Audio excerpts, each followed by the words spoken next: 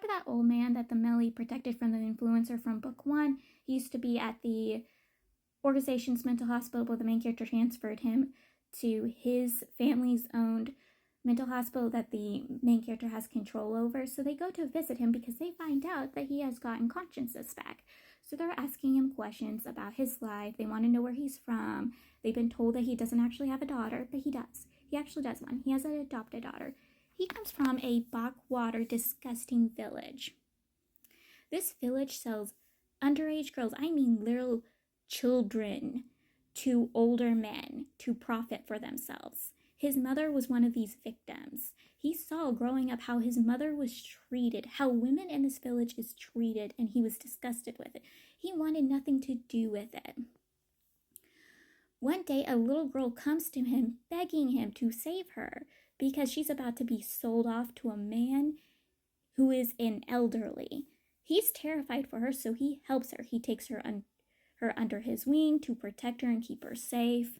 He gets her into the school in the next door neighborhood, where it takes her in and keeps her safe there. And during the vacation, she comes to visit him.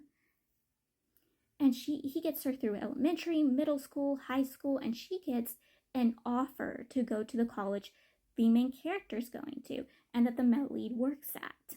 She's been given a scholarship offer, and she takes it, and he's super proud of his daughter. No surprise, this is his little daughter, except he never hears from her again, and he gets terrified and worried because he knows his daughter would never stop contacting him. And when he starts looking into the scholarship that she got, it had disappeared. It doesn't seem like it existed anymore. So he spent years trying to find and save his daughter, wanting to know what happened to her. And guess who was running this scholarship thing?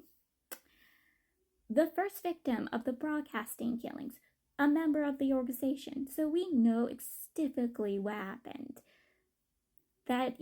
What happened. She got into the organization and was sold and played around until she probably died.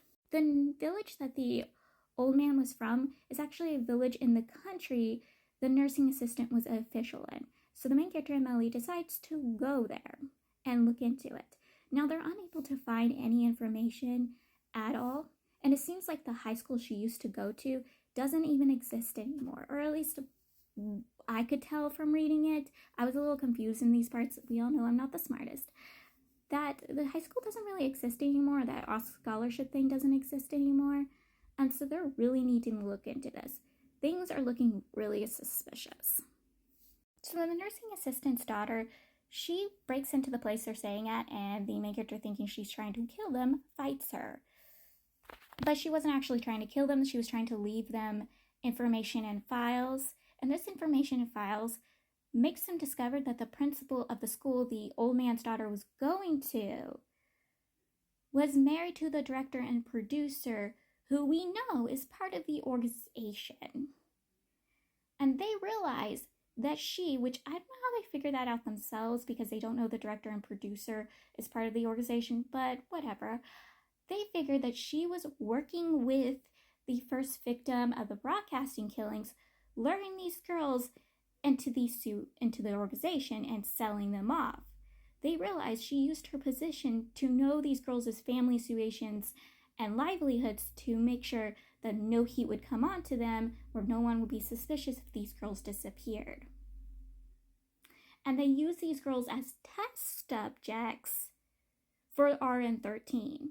And if these girls had, became mental ill or had a disease, they'd send them to, the organization's mental house into the hands of those two men. And I am horrified. Like, this village has humongous ties to the organization. And I was sitting there terrified that the organization was watching the main character and my lead. I was terrified up for them. So they discovered that the nursing assistant's daughter is running a massage salon, but it's not actually a massage salon. It's actually a scandalous business. So she is literally a pimp. We're going to call her a pimp now.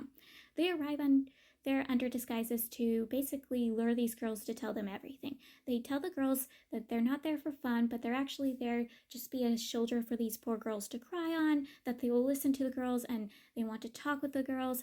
And the girls needed to hear something like this, especially from a man, especially from at least somebody. They need it. So they tell the men everything about their own lives, how horrible their lives are. They're physically and sexually abused, they're mistreated, they're forced to work in this situation because their husbands have gambled away a ton of money. How even if they didn't have gamble debt, their husbands wouldn't work, so they have to work in this situation just to survive and provide for their families. Like, the main character is pissed. He is furious for these poor women. Like, he wants to fight for them. He wants to get rights for them. But they also tell him the story of their pimp, how back when she was a child, her stepmother couldn't take it anymore and ran away and left for the city, leaving her and her younger sister to the hands of their father, who again took his abuse that he was giving his wife to his 2 young girls. Twice it, because he originally was abusing his daughters anyways. The pimp couldn't handle anymore and ran away from the city. She sooner or later returned, but they didn't know why she returned, but she returned and gave her dad the idea of selling their property and making the scandalous business, which made him a ton of money. A ton of money throughout selling other women's bodies, which, does not please the main character at all. Very much disgusts him. After having this conversation with the women, him and the Melly decides to look around. The Melly discovers a body. The body is the pimp's father's body. He's like, we need to get out of here. And the pimp discovers them, and at first, because the Melly was disguised as a blind person, she had fell for it. But when she discovers and figures it out on her own that he was not a blind person, chases after them.